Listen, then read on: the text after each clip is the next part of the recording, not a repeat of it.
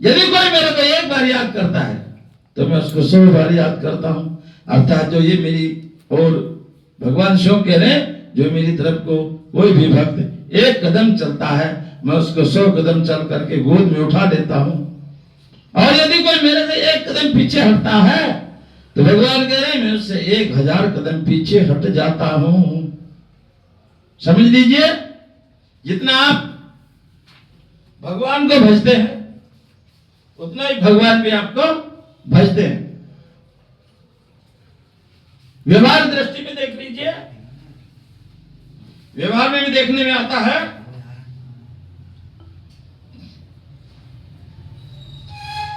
यदि आप किसी को राम राम करते हो तो वो भी लौट के राम राम ही करता है। आप किसी को राधे राधे करते हो, वो भी लौट के राधे राधे करता है। आप किसी को नमो नारायण बोलते हो, ओम नमो नारायण, या कोई भी संबोधन करते हो तो वो भी लौट करके उसी तरह से उत्तर देता है। यदि आपने किसी को गाली दिया तो फिर वो लौट करके आपको नमो नारायण नहीं बोलेगा, वो भी गाली देगा। 1-2 बार सुन ले, भले अच्छा आदमी हो 2-4 बार सुन लेगा, लेकिन यदि कोई कड़क होगा तो तुम्हें एक गाली दोगे वो 10 दे के हटेगा। कह रहे हैं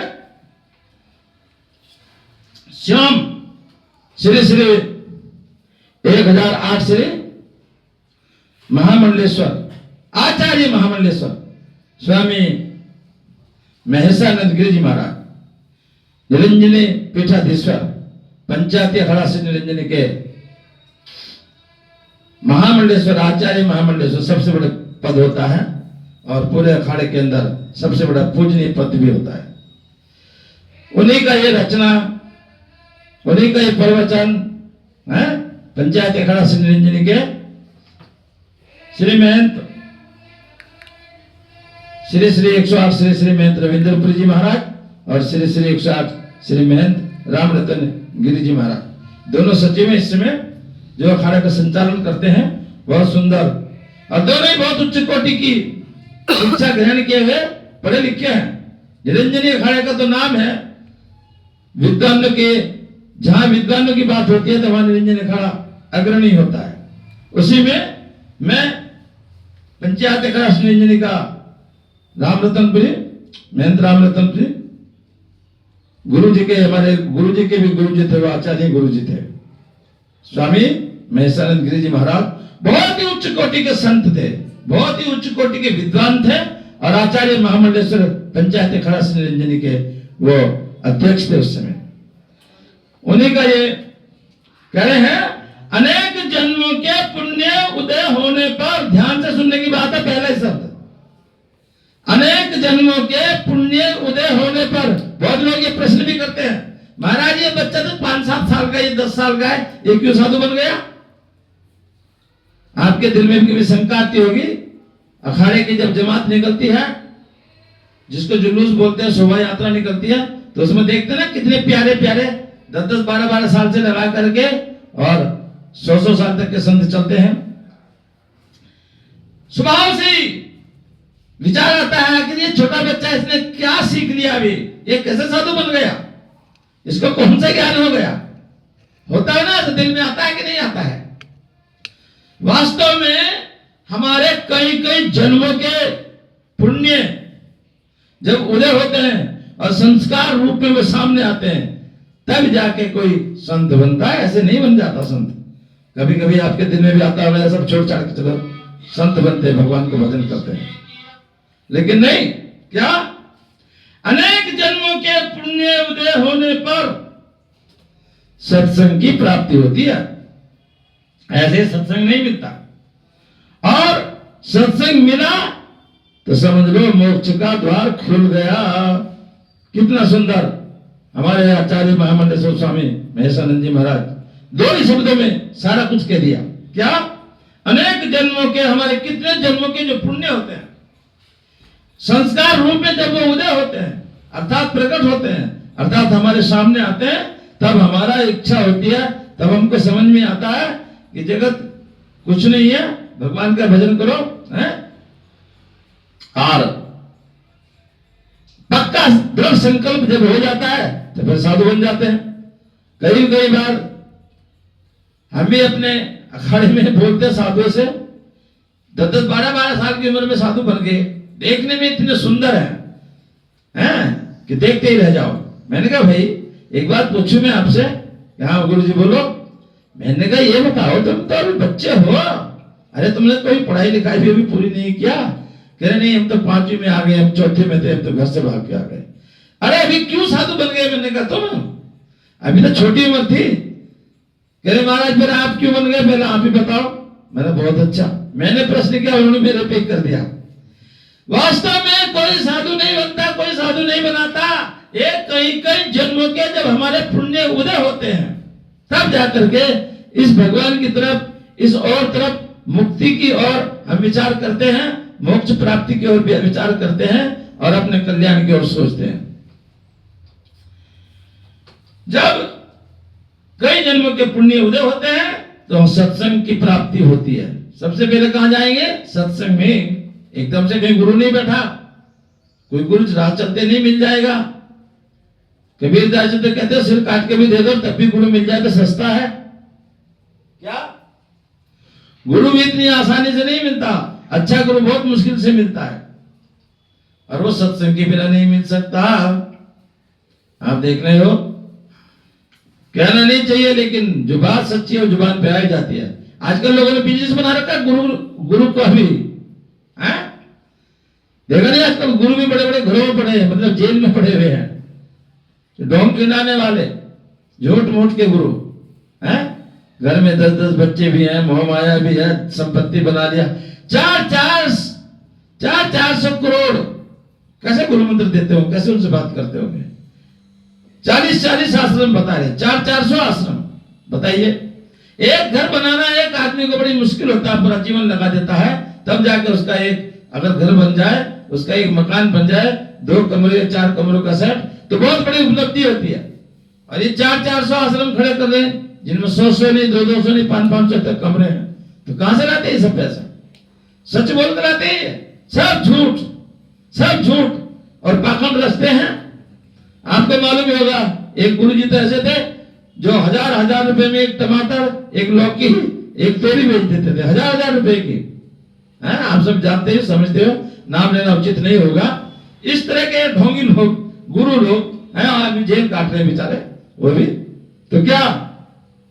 लेकिन यहां कह रहे सत्संग यदि मिल जाए तो समझ लीजिए मोक्ष की प्राप्ति हो गई, और सत्संग मिला तो मोक्ष का द्वार खुला ही समझना चाहिए। श्याम नारद जी वाद में लिखते हैं, सत्संगो दुर्लभो, सत्संग दुर्लभ है, और सत्संग मिल गया तो समझ लो सब कुछ मिल गया, और कुछ भी फिर व्यर्थ नहीं जाएगा। यदि सत्संग आपको मिल गया तो कुछ भी फिर आपका व्यर्थ नहीं जाएगा। शिव हमिति पर्यंत अनुभूति कह रहे हैं, यदि पूर्णहंता अर्थात ब्रह्मनिष्ठ करुणा से दृष्टिपात मात्र कर देता है तो सभी प्राणी मुक्ति पा लेते हैं। ऐसा संत, ऐसा विद्वान, ऐसा ज्ञानी जो पूर्णता ब्रह्म को प्राप्त हुआ हो, जो ब्रह्म को जानता हो, एम अस्मि ब्रह्म, तत्वमसि ब्रह्म, अयम आत्मा ब्रह्म, अर्थात जो इतना उच्च कोटि का संत महापुरुष का जब आपका सत्संग में जाओ, दर्शन हो जाए और उसकी दृष्टि आपके ऊपर पड़ जाए, उसकी दृष्टि आपके ऊपर पड़ जाए तो समझ लीजिए कल्याण हो गया। तो मैंने पहले बताया कि जो उच्च कोटि के संत होते हैं, उच्च कोटि के तपस्वी होते हैं, उच्च कोटि के जो विद्वान तपस्वी होते हैं, उनके वाणी मात्र से कल्याण हो जाता है, उनकी दृष्टि मात्र से ही कल्याण हो जाता है। लेकिन फिर वही बात आ जाएगी, आजकल लोगों ने सत्संग का भी बिजनेस बना दिया। सत्संग कोई बिजनेस नहीं जिस तरह से करते हैं, सत्संग तो सत्य की खोज, सत्य जमा संग, सत्य का संग। सत्य कोई बिजनेस नहीं हो सकते। जहां पे सत्य की खोजने की, सत्य को जानने की इच्छा हो, जहां पर सत्य को जानने के लिए विचार होता हो, उसको सत्संग कहते हैं। सत्य जमा संग, सत्य, सत्य क्या है? ईश्वर सत्य है, बाकी तो सब मिथ्या ही है। ईश्वर को जानने के लिए, ईश्वर को जब जान लेते हैं तो फिर कुछ जानना शेष नहीं रहता। ईश्वर जिसको प्राप्ति हो गई, उसको कुछ फिर प्राप्त करना शेष नहीं रहता, अर्थात सब कुछ प्राप्त हो गया, समझिए। उसके संग से जो संसार निश्चित रूप से नष्ट हो जाता है। ध्यान से सुनने की बात है।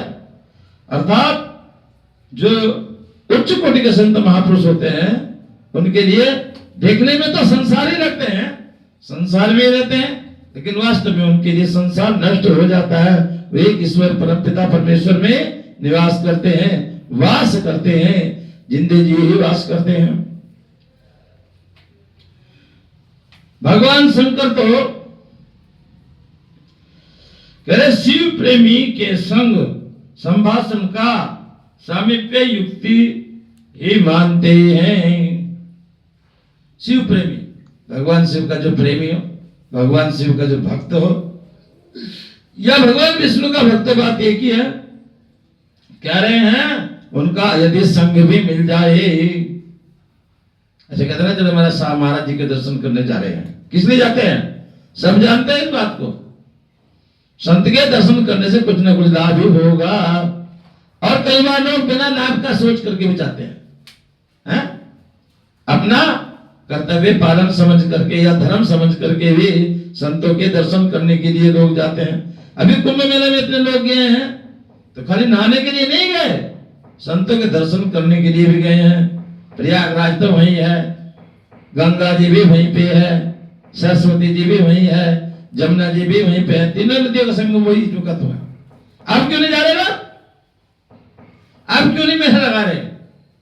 ऐसे सामान्य तो चलता रहता है, लेकिन कुंभ मेले में ही क्यों इतने एकत्रित जनता? 66 करोड़, बाप रे, 66 करोड़ सन्यासियों ने, 66 करोड़ सनातियों ने, यानी हिंदुओं ने वहां पे स्नान किया। आपकी बात ऐसा वर्णन आ रहा है, ऐसा बता रहे हैं। तो वास्तव में उस समय में वहां पे जो ऋषि मुनि साधु संत महात्मा पर्वतों की, पहाड़ों की कंदराओं में तपस्या करते हैं, गुफाओं में तपस्या करते हैं, कुंभ मेले के समय पे वो सब बाहर आते हैं और कुंभ मेले में आके स्नान करते हैं, गर्भवास करते हैं। 1 महीना 2 महीना कुंभ मेले में ही भजन कीर्तन सत्संग करते हैं। उनका दर्शन करने के लिए लोग जाते हैं। गंगा तो वही है, जमुना भी वही है, सरस्वती भी वही है, लेकिन वे साधु वहां से जा चुके, अपने अपनी कंदराओं में, अपने अपने स्थानों में, अपने अपने अखाड़ों में, अपने अपने आश्रमों में जा चुके हैं। तो फिर गत समाप्त हो गई। अर्थात उन परम तपस्वी तत्वदर्शी संतों के दर्शन करने के लिए ये जनता जाती है। मूर्ख नहीं है जनता, जानबूझ के कोई पागलपन नहीं करता बिना मतलब कि अपना घर बार छोड़ करके, इतना काम छोड़ करके ऐसी भयंकर सर्दी में जाते हैं। उन संतों के दर्शन करने के लिए जाते हैं। नहीं तो गंगा जाने तो अभी भी जा सकते हैं, आगे आगे और मौसम ज्यादा हो जाएगा, गर्मी हो ही गई, कहीं कहीं तो 40 डिग्री तापमान आ चुका। तो 6 डिग्री तापमान, 2 डिग्री तापमान में क्यों गए? अर्थात वास्तव में वो संत वहां अब नहीं है। वो संत तो अपने अपने तप स्थान में, पहाड़ों की कंदराओं में, पहाड़ों की गुफाओं में, जहां से वो आए थे, हाँ, वो कुंभ महापर्व में आते हैं। हमारे अखाड़े में भी नहीं रहते हैं, वो बाहर से ही आते हैं सब।